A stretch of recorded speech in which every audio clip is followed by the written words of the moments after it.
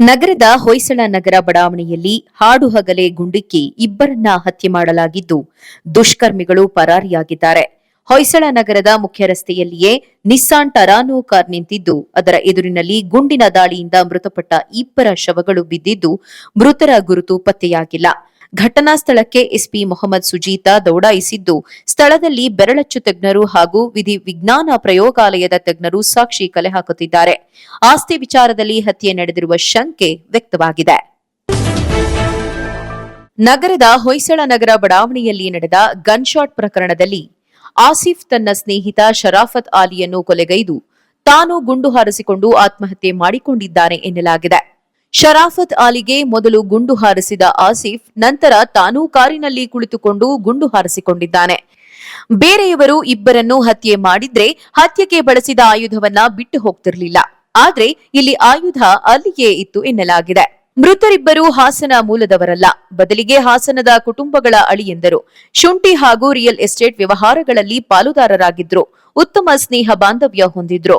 ಇಂದು ಹಾಸನ ಉಪ ನೋಂದಣಾಧಿಕಾರಿ ಕಚೇರಿಯಲ್ಲಿ ನಿವೇಶನವೊಂದರ ನೋಂದಣಿಯಿತ್ತು. ಆ ವ್ಯವಹಾರದಲ್ಲಿ ಇಬ್ಬರು ಪಾಲುದಾರರಾಗಿದ್ರು. ಬೆಳಗ್ಗೆ ಶರಾಫತ್ ನಿವಾಸದಲ್ಲಿ ಇಬ್ಬರು ಒಟ್ಟಿಗೆ ಉಪಹಾರ ಸೇವಿಸಿ ಮನೆಯಿಂದ ಹೊರಟಿದ್ರು.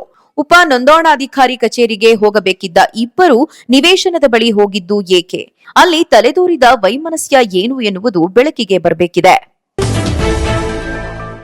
ಚಿತ್ರದುರ್ಗದ ರೇಣುಕಾಸ್ವಾಮಿಯ ಶವ ವಿಲೇವಾರಿಗೆ 30 ಲಕ್ಷ ರೂಪಾಯಿ ಡೀಲ್ ಮಾಡಿದ್ದು ನಿಜ ಎಂದು ನಟ ದರ್ಶನ್ ತೂಗುದೀಪ ತಪ್ಪೊಪ್ಪಿಗೆ ಹೇಳಿಕೆ ನೀಡಿದ್ದಾರೆ ಎನ್ನಲಾಗಿದೆ. ಚಿತ್ರದುರ್ಗದ ರೇಣುಕಾಸ್ವಾಮಿ ಹತ್ಯೆ ಪ್ರಕರಣದಲ್ಲಿ ಬಂಧಿತರಾಗಿರುವ ನಟ ದರ್ಶನ್ ತೂಗುದೀಪ ತಪ್ಪೊಪ್ಪಿಗೆ ಹೇಳಿಕೆ ನೀಡಿರುವುದಾಗಿ ಪೊಲೀಸರು ತಿಳಿಸಿದ್ದಾರೆ. ರೇಣುಕಾಸ್ವಾಮಿಯ ಶವ ವಿಲೇವಾರಿ ಮಾಡಲು ಮತ್ತು ತನ್ನ ಹೆಸರು ಎಲ್ಲಿಯೂ ಬರದಂತೆ ನಿಗಾ ವಹಿಸಬೇಕು ಎಂದು ಪ್ರದೋಷ್ಗೆ 30 ಲಕ್ಷ ರೂಪಾಯಿ ಕೊಟ್ಟಿದ್ದೇನೆ ಎಂದು ನಟ ದರ್ಶನ್ ತೂಗುದೀಪ ಅವರು ಸ್ವಯಂ ಪ್ರೇರಿತ ಹೇಳಿಕೆ ನೀಡಿರುವುದಾಗಿ ಪೊಲೀಸ್ ಮೂಲಗಳು ತಿಳಿಸಿದ್ದಾಗಿ ಪಿಐಟಿ ವರದಿ ಮಾಡಿದೆ. ಈ ಹಣ ಪ್ರದೋಷ್ ಅವರ ನಿವಾಸದಲ್ಲಿ ಪತ್ತೆಯಾಗಿದ್ದು, ಅದನ್ನು ಪೊಲೀಸರು ವಶಪಡಿಸಿಕೊಂಡಿದ್ದಾರೆ. ಇದು ಕೂಡ ಸಾಕ್ಷ್ಯವಾಗಿದ್ದು, ರೇಣುಕಾಸ್ವಾಮಿ ಹತ್ಯೆ ಪ್ರಕರಣದ ತನಿಖೆ ನಿರ್ಣಾಯಕ ಘಟ್ಟ ತಲುಪಿದೆ. ಈಗಾಗಲೇ 10 ದಿನಗಳನ್ನು ಪೊಲೀಸ್ ಕಸ್ಟಡಿಯಲ್ಲಿ ಕಳೆದಿರುವ ದರ್ಶನ್ ಅವರನ್ನ ಇನ್ನೂ 2 ದಿನಗಳ ಕಾಲ ಕಸ್ಟಡಿಗೆ ಪಡೆದಿದ್ದಾರೆ. ಪವಿತ್ರ ಗೌಡ ಮತ್ತು 9 ಜನರನ್ನ ಪರಪ್ಪನ ಅಗ್ರಹಾರ ಜೈಲಿಗೆ ಕಳುಹಿಸಲಾಗಿದೆ. ಮುಂಗಾರು ಹಂಗಾಮಿನ ಭತ್ತ, ರಾಗಿ, ಜೋಳ, ಸಜ್ಜೆ, ಮೆಕ್ಕೆಜೋಳ ಮತ್ತು ಹತ್ತಿ ಸೇರಿದಂತೆ 14 ಬೆಳೆಗಳಿಗೆ ಕೇಂದ್ರ ಸರ್ಕಾರ ಬುಧವಾರ ಕನಿಷ್ಠ ಬೆಂಬಲ ಬೆಲೆ ಘೋಷಿಸಿದೆ. ಪ್ರಧಾನಿ ನರೇಂದ್ರ ಮೋದಿ ಅಧ್ಯಕ್ಷತೆಯಲ್ಲಿ ನಡೆದ ಸಚಿವ ಸಂಪುಟ ಸಭೆ ಎಂಎಸ್ಪಿಗೆ ಅನುಮೋದನೆ ನೀಡಿತು. ಖಾರಿಫ್ ಹಂಗಾಮು ಆರಂಭವಾಗುತ್ತಿದ್ದು, ರೈತರ ಹಿತದೃಷ್ಟಿಯಿಂದ 14 ಬೆಳೆಗಳ ಎಂಎಸ್ಪಿಗೆ ಸಚಿವ ಸಂಪುಟ ಅನುಮೋದನೆ ನೀಡಿದೆ ಎಂದು ಸಚಿವ ಅಶ್ವಿನಿ ವೈಷ್ಣವ್ ತಿಳಿಸಿದರು. ಎಂಎಸ್ಪಿಯಿಂದ ಸರ್ಕಾರಕ್ಕೆ 2 ಲಕ್ಷ ಕೋಟಿ ರೂಪಾಯಿಗಳ ಆರ್ಥಿಕ ಹೊರೆಯಾಗಲಿದೆ. ಹಿಂದಿನ ಹಂಗಾಮಿನಲ್ಲಿ ಹೋಲಿಸಿದ್ರೆ ರೈತರಿಗೆ 35 ಸಾವಿರ ಕೋಟಿ ರೂಪಾಯಿಗಳ ಲಾಭವಾಗಲಿದೆ. ಎಣ್ಣೆ ಕಾಳುಗಳು ಮತ್ತು ದ್ವಿದಳ ಧಾನ್ಯಗಳಿಗೆ ಹಿಂದಿನ ವರ್ಷಕ್ಕಿಂತ ಹೆಚ್ಚಿನ ಎಂಎಸ್ಪಿ ಶಿಫಾರಸು ಮಾಡಲಾಗಿದೆ. ಗೂರೆಳ್ಳು ಕ್ವಿಂಟಾಲ್ಗೆ 983 ರೂಪಾಯಿ, ಎಳ್ಳು ಕ್ವಿಂಟಾಲ್ಗೆ 632 ರೂಪಾಯಿ ಮತ್ತು ತೊಗರಿಬೇಳೆ, ಮಸೂರು ಬೇಳೆ ಕ್ವಿಂಟಾಲ್ಗೆ 550 ರೂಪಾಯಿ ಹೊಸ ಎಂಎಸ್ಪಿ ನಿಗದಿ ಮಾಡಲಾಗಿದೆ. ಭತ್ತಕ್ಕೆ ಹೊಸ ಎಂಎಸ್ಪಿ ಕ್ವಿಂಟಾಲ್ಗೆ 2,300 ರೂಪಾಯಿಗಳಾಗಿದ್ದು, ಹಿಂದಿನ ಬೆಲೆಗಿಂತ 117 ರೂಪಾಯಿ ಹೆಚ್ಚಳ ಮಾಡಲಾಗಿದೆ. ಹತ್ತಿಯ ಎಂಎಸ್ಪಿಯನ್ನ 501 ರೂಪಾಯಿ ಹೆಚ್ಚಿಸಲಾಗಿದೆ ಎಂದು ಸಚಿವರು ತಿಳಿಸಿದರು. ಉತ್ತರ ತಮಿಳುನಾಡಿನ ಕಲ್ಲಕುರಿಚಿ ಜಿಲ್ಲೆಯಲ್ಲಿ ಅಕ್ರಮ ಕಳ್ಳಬಟ್ಟಿ ಸೇವಿಸಿ 10 ಮಂದಿ ಸಾವನ್ನಪ್ಪಿದ್ದಾರೆ. ಈ ದುರಂತದಲ್ಲಿ 20ಕ್ಕೂ ಹೆಚ್ಚು ಮಂದಿ ಆಸ್ಪತ್ರೆಗೆ ದಾಖಲಾಗಿದ್ದಾರೆ ಎಂದು ಪೊಲೀಸ್ ಅಧಿಕಾರಿಗಳು ತಿಳಿಸಿದ್ದಾರೆ.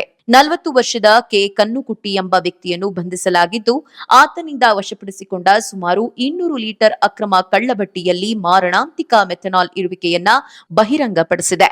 ಕಲ್ಲಕುರಿಚಿಯಲ್ಲಿ ಕಲಬೆರಕೆಯ ಮದ್ಯ ಸೇವಿಸಿ ಜನರು ಸಾವನ್ನಪ್ಪಿದ್ದ ಸುದ್ದಿ ಕೇಳಿ ನನಗೆ ಆಘಾತ ಮತ್ತು ದುಃಖ ಆಯಿತು. ಈ ದುರಂತವನ್ನು ತಡೆಯುವಲ್ಲಿ ವಿಫಲರಾದ ಅಧಿಕಾರಿಗಳ ವಿರುದ್ಧವೂ ಕ್ರಮ ಕೈಗೊಳ್ಳಲಾಗಿದೆ. ಈ ಬಗ್ಗೆ ಕ್ರಮ ಕೈಗೊಂಡಿರುವ ತಮಿಳುನಾಡು ಸರ್ಕಾರದ ಜಿಲ್ಲಾಧಿಕಾರಿ ಶ್ರವಣಕುಮಾರ್ ಜಾತಾವತ್ ಅವರನ್ನ ವರ್ಗಾವಣೆ ಮಾಡಿದೆ. ಕಲ್ಲಕುರಿಚಿ ಜಿಲ್ಲೆಗೆ ನೂತನ ಜಿಲ್ಲಾಧಿಕಾರಿಯಾಗಿ ಎಂಎಸ್ ಪ್ರಶಾಂತ್ ನೇಮಕಗೊಂಡಿದ್ದಾರೆ.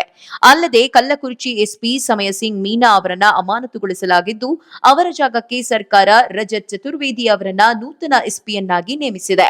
ಅಲ್ಲದೆ ಕಲ್ಲಕುರಿಚಿ ಜಿಲ್ಲೆಯ ನಿಷೇಧಿತ ವಿಭಾಗದ ಅಧಿಕಾರಿಗಳು ಸೇರಿದಂತೆ 9 ಪೊಲೀಸ್ ಅಧಿಕಾರಿಗಳನ್ನ ಅಮಾನತುಗೊಳಿಸಲಾಗಿದೆ.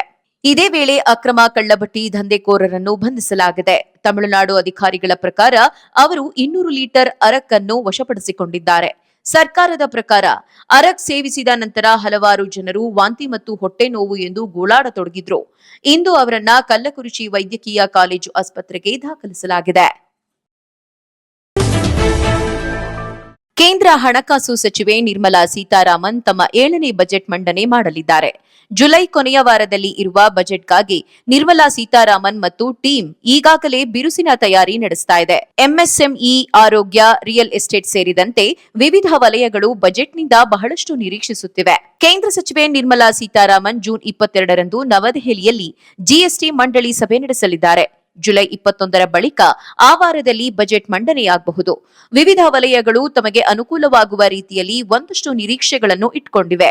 ಜಿಎಸ್ಟಿ ಸರಳೀಕರಣ ಸೇರಿದಂತೆ ತೆರಿಗೆ ವ್ಯವಸ್ಥೆಯಲ್ಲಿ ಸುಧಾರಣೆಗಳಾಗಬೇಕು.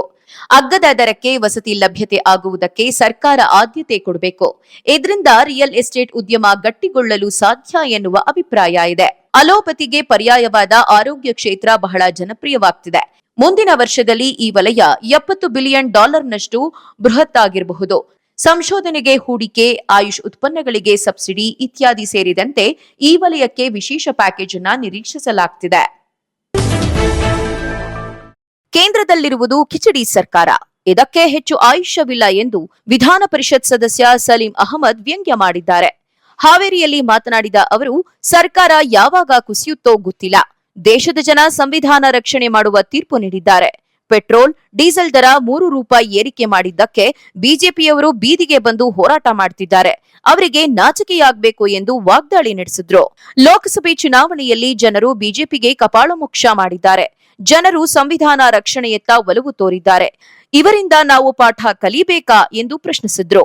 ಕೇಂದ್ರದಲ್ಲಿ ಒಂದೆಡೆ ನಾಯ್ಡು, ಮತ್ತೊಂದೆಡೆ ನಿತೀಶ್ ಅವರನ್ನ ಇಟ್ಕೊಂಡು ನೀವು ಸರ್ಕಾರ ಮಾಡ್ತಿದ್ದೀರಿ. ನಿಮ್ಮ ಸರ್ಕಾರ ಯಾವಾಗ ಬೀಳುತ್ತೆ ಅಂತ ಗೊತ್ತಿಲ್ಲ ಎಂದ್ರು. ನಮ್ಮ ಸರ್ಕಾರ 5 ವರ್ಷಗಳ ಕಾಲ ಗ್ಯಾರಂಟಿ ನೀಡುತ್ತೆ. ಬದ್ಧತೆಯನ್ನ ಕಾಪಾಡಿಕೊಳ್ಳುತ್ತೇವೆ.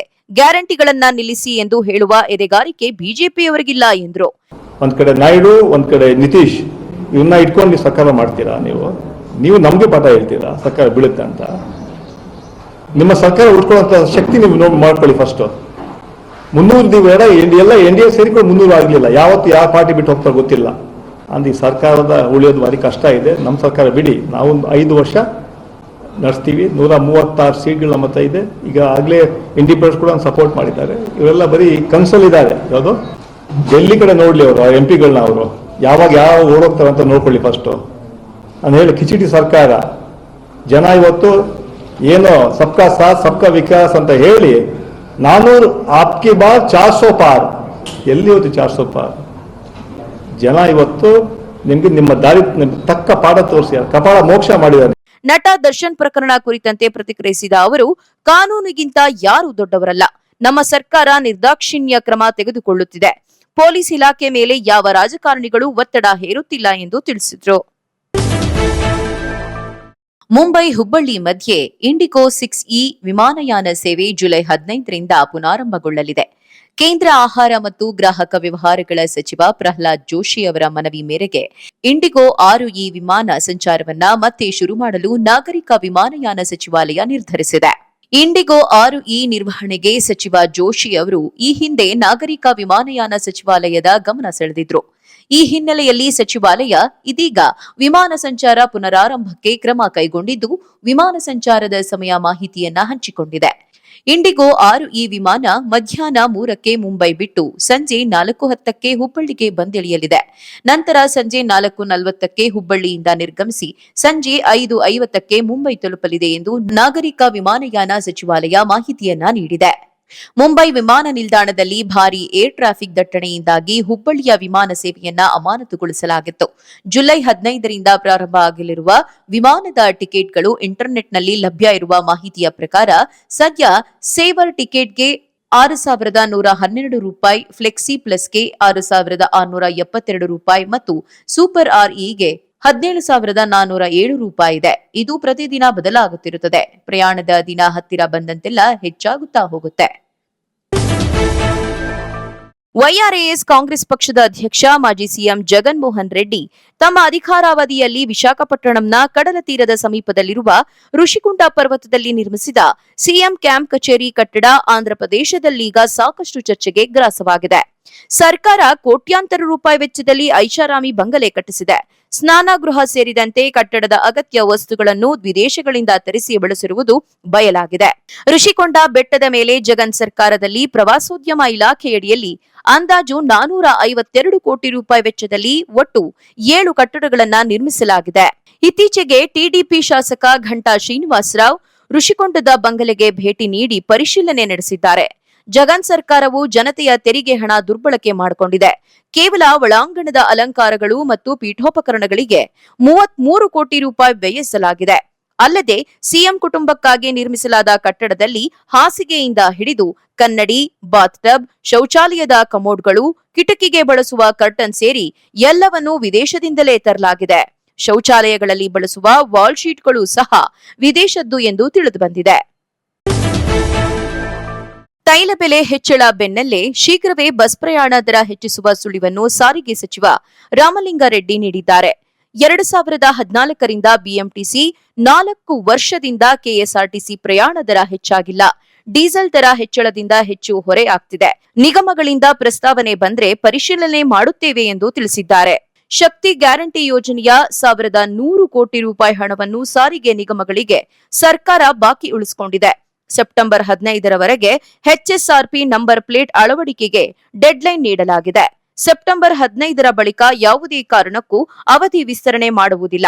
ಈಗಾಗಲೇ ಹಲವು ಬಾರಿ ಎಚ್ಎಸ್ಆರ್ಪಿ ನಂಬರ್ ಪ್ಲೇಟ್ ಅಳವಡಿಕೆಗೆ ಗಡುವು ವಿಸ್ತರಣೆ ಮಾಡಿದ್ದೇವೆ. ಶೀಘ್ರದಲ್ಲೇ ಎಚ್ಎಸ್ಆರ್ಪಿ ಗಡುವು ವಿಸ್ತರಣೆ ಆದೇಶ ಹೊರಡಿಸಲಾಗುತ್ತೆ ಎಂದರು. ನಟಿ ಹನಿ ರೋಸ್ ಅವರು ಅಭಿನಯಿಸಿರುವ ಮಲಯಾಳಂ ಭಾಷೆಯ ರೆಚೆಲ್ ಸಿನಿಮಾ ವಿವಿಧ ಭಾಷೆಗಳಿಗೆ ಡಬ್ ಆಗಿ ಬಿಡುಗಡೆಯಾಗಲಿದೆ. ಮಲಯಾಳಂ ಜೊತೆ ತೆಲುಗು, ತಮಿಳು, ಹಿಂದಿ ಹಾಗೂ ಕನ್ನಡದಲ್ಲಿ ಈ ಸಿನಿಮಾ ತೆರೆ ಕಾಣಲಿದೆ. ಖ್ಯಾತ ನಟಿ ಹನಿ ರೋಸ್ ಅವರು ಆಕರ್ಷಕ ಫೋಟೋಗಳಿಂದ ಯಾವಾಗಲೂ ಗಮನ ಸೆಳೀತಾರೆ. ಗ್ಲಾಮರ್ ಮೂಲಕ ಅವರು ಅಭಿಮಾನಿಗಳು ಕಣ್ಣು ಕುಕ್ಕುತ್ತಾರೆ. ಆದ್ರೆ ಈಗ ಅವರು ಬೇರೆ ಅವತಾರ ತಾಳಿದ್ದಾರೆ. ಹೌದು, ಹನಿ ರೋಸ್ ಈಗ ಕತ್ತಿ ಹಿಡಿದು ಬಂದಿದ್ದಾರೆ. ಬಹುಭಾಷೆಯಲ್ಲಿ ಬಿಡುಗಡೆಯಾಗಲಿರುವ ರೆಚೆಲ್ ಸಿನಿಮಾದಲ್ಲಿ ಅವರಿಗೆ ಆ ರೀತಿಯ ಖಡಕ್ ಪಾತ್ರವಿದೆ.